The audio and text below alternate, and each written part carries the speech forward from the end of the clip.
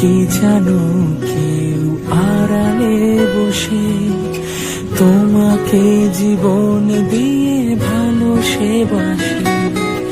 তুমি কি জানো কেউ আড়ালে বসে।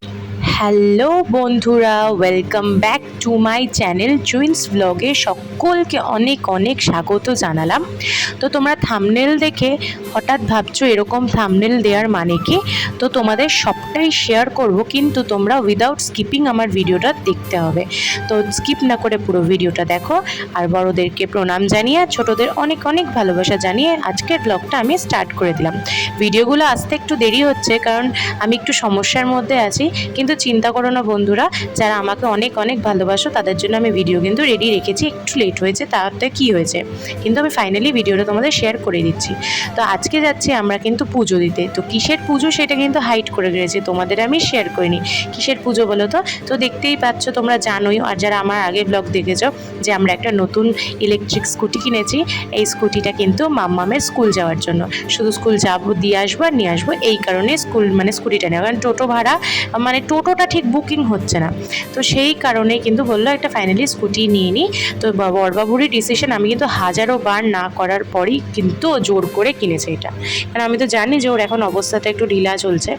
তো দেখো, পুজোর জন্য সমস্ত সামগ্রী নিয়ে ব্যাগে করে সব নিয়ে চলে এসেছি, কিন্তু যাতায়াত কি করে করলাম, আসলাম কি করে, সেটা তোমাদের সাথে শেয়ার করতে পারলাম না, কারণ সেই মুহূর্তে একটা অ্যাক্সিডেন্টই বলতে পারে হয়ে গেছিলো। আর বড়বাবু ভীষণ রেগে গেছে আর আমাকে ভীষণ হারে বকেছে। আর ভিডিও করাটাই আমার কাল হয়েছে, এই কারণ যে ভিডিও ভাবছে যে আমি ভিডিও করছিলাম বলে। মাম্মাম ওখানে দেখছিলে তো স্কুটিটাতে দাঁড়িয়েছিল, স্কুটিটায়ও একটু ঝুলছিল বলে, আর স্কুটিটা এতটাই হালকা যে হালকার কারণেই আর স্কুটিটা ওইদিকে পড়ে যায়। ভাগ্যিস আমার মেয়ের গায়ে পড়েনি, তো এই কারণে ও রেগে গেছে যে তুমি ভিডিও করার চক্করে আমার মেয়ের কিছু ক্ষতি হয়ে যেত। তা আমি বলতে চাচ্ছিলাম যে তুমি যে ওই দূর থেকে মিষ্টিটা আনতে গেছিলেন ঠাকুরে, তখন তুমি আমায় যে ফোনটা করলে সেটা দেখতে গিয়েই কিন্তু এই জিনিসটা হয়েছে, আমি কোনো ভিডিও করিনি। আসলে কি বলতো, ইলেকট্রিক স্কুটিগুলো না, তেলের ট্যাঙ্কটা যত থাকে না, তো নর্মাল তেলের ট্যাঙ্কের যে স্কুটিগুলো হয় সেগুলো তো একটু ভারী হয়, তো সেই কারণে কিন্তু চট করে ওটা পড়ে না, ওই জন্য অনেকেই ভারী স্কুটি পছন্দ করে। আর আমার স্কুটিটা কী বলতো, তেলের ট্যাঙ্ক নেই, শুধু ইলেকট্রিকের মাধ্যমে, ব্যাটারির মাধ্যমে চলছে, তো সেই কারণে কিন্তু ওটা ভালোই হালকা। আমি যেহেতু প্রথম চালাচ্ছি, তার জন্য আমার কাছে কিন্তু এটা ভারীই লাগছিল। কিন্তু আমার হাজব্যান্ড বললো যে নর্মাল স্কুটি, তেলের ট্যাঙ্কের স্কুটির থেকে কিন্তু ইলেকট্রিক স্কুটি খুবই হালকা, যেহেতু তুমি ফার্স্ট টাইম চালাচ্ছ তাই তোমার মনে হচ্ছে যে প্রচণ্ড পরিমাণে এটা ভারী। তো যাই হোক, সেই কারণে মাম্মাম যেহেতু ঝুল ছিল ওটাতে, আমারই ফল্ট সত্যি তাই, যে আমি ধ্যান রাখিনি ফোনটা দেখতে গেছে। আর যেহেতু আমি ভিডিও করি সেই চক্করে ও ভেবেছে যে ভিডিও করার চক্করে মেয়ের গায়ে পড়ে যেত এখনই গাড়িটা। আর লুকিং গ্লাসটাও না পড়ে গেছে, এইগুলোর কী বলতো, লুকিং গ্লাস আরটা না খুবই দুর্বল, সেই যেমনি নর্মাল স্কুটিতে একটা টাইট তোমার শক্তপোক্ত গাড়িতে যে লুকিং গ্লাস থাকে, এটা সেরকম না, এটা প্লাস্টিকের। তো সেই কারণে কিন্তু দেখো লুকিং গ্লাসটাও ভেঙে পড়ে গেছে। তো যাই হোক, তারপরে পরে লাগানো হয়েছে এগুলো, তারপরে আবার লাগানোও যায় ঠিক করে, কিন্তু এটা সেইভাবে অতটা পোক্ত নয়। কিন্তু অনেকেই বলবে তাহলে কি ইলেকট্রিক স্কুটি বাজে, তবে আমি বলবো ইলেকট্রিক স্কুটিই ভালো। দেখো, ফার্স্ট টাইম যে কোনো স্কুটি চালাতে গেলে কিন্তু তোমার একটু সমস্যা হবে, এদিকে ঠোকর লাগবে, ওদিকে ঠোকর লাগবে, যে কোনো স্কুটিতেই হতে পারে। তাই বলে ইলেকট্রিক স্কুটি যে খারাপ সেটা নয়, এখন কিন্তু মার্কেটে প্রচুর বেরিয়ে গেছে ইলেকট্রিক স্কুটি, তো সেই কারণেই কিন্তু আমাকে কিনে দিয়েছে। আর ও বলতে চাইছে যে দেখো, আমরা তো সেইভাবে কোথাও যাই না, আমাদের কাছাকাছি যেতে হয়, তো ইলেকট্রিক স্কুটি ভালো।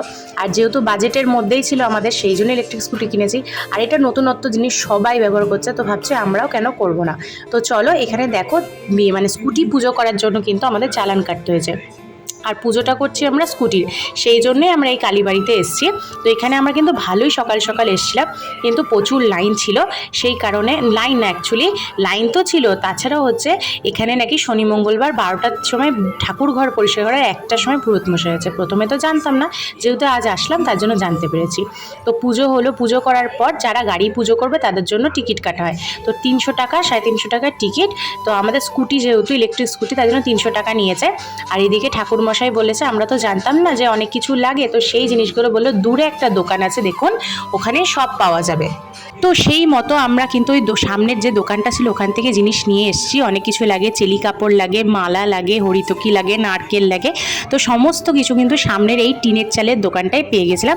এটা নাকি যাদের মন্দির তাদেরই নাকি সামনে এই দোকানটা করা, যাতে সব কিছু পাওয়া যায় এখানে। তো যাই হোক, সব কিছু নিয়ে আসার পরে এবার বড়বাবু নারকেলটা ফাটিয়ে মগের মধ্যে নিয়েছে, জলটা নিয়েছে নারকেলের। তো এইখানে এবার আমাদের টাইম। তো এই দাদুটাকে দেখতে পাচ্ছ, এই দাদুটা কিন্তু পুরো ঠাকুর বাড়ির মানে ঠাকুরের ঘরটা, ঠাকুরের যে বাড়িটা পুরো মোছা পরিষ্কার মেনটেনেন্স করে। তো ইনি কিন্তু পুরোহিত মশাইয়ের বলতে গেলে মানে ডান হাত। তো ইনি তারপরে পুরোহিত মশাই সব করে দিল মন্ত্রপুত। ওই যে গিটটা বাঁধে চেলি কাপড়ে ঠাকুরের ফুল ঠুল দিয়ে, ওটা উনি মন্ত্রপুত করে দিল। দেওয়ার পর দাদুই কিন্তু সব গাড়ির পুজো করবে, আরতি টাইপের আরতি করবে ধূপকাঠি দিয়ে, মোমবাতি দিয়ে।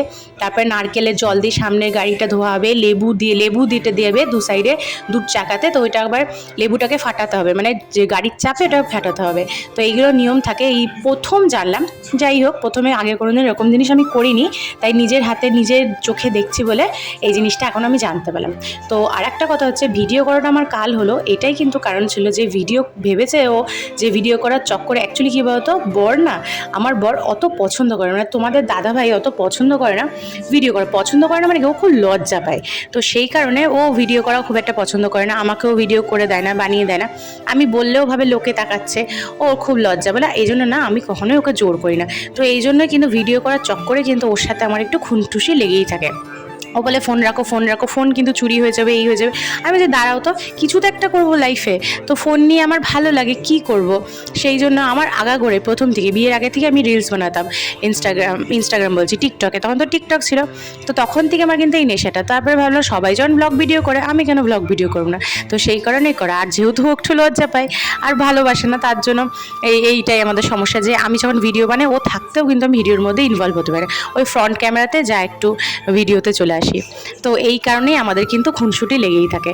তো দেখো, এখানে কিন্তু বরবাবু মানে এই যে বরবাবু ধূপকাঠিটা জ্বালিয়ে দিল, আর দাদু ঠাকুরের নাম নিয়ে, দয়াময়ের নাম নিয়ে এখানে আমার গাড়িটিকে পুজো করে দেবে। আর দেখো কি ভালো লাগছে না, গাড়িটাকে মালা ঠালা পরিয়েছে, এদিকে গিটটা রেখেছে। আর আমাদের এই মালাটা কিন্তু আগেই কিনে নিয়েছিল, কিন্তু তার সাথে যে আরও কিছু লাগে সেটা জানতাম না। আর এদিকে দেখো পরপর কত গাড়ি পুজো হচ্ছে, সবাই লাইন দিয়ে দাঁড়িয়ে আছে। কেউ 4 চাকা নিয়ে আসছে, কেউ নতুন স্কুটি কিনেছে, যারা বাইক কিনেছে তাদের গাড়ি পুজো হচ্ছে।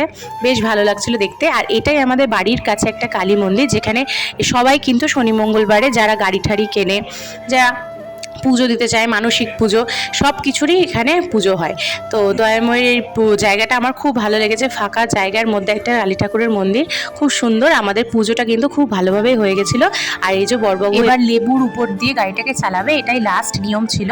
পরে পুজো দেওয়ার পর আমরা বাড়ি চলে গেছিলাম। তো বন্ধুরা, ভিডিওটা এইটুকুনি। আশা করছি তোমাদের ভিডিওটা ভালো লাগলে একটা লাইক করে যেও, চ্যানেলটাকে সাবস্ক্রাইব করে আমার পাশে থেকো, আর একটা মিষ্টি কমেন্ট করে জানিও কেমন লাগলো। তোমরা ভালো থেকো, সুস্থ থেকো। দেখা হচ্ছে একটা নতুন ব্লগের সাথে। টাটা।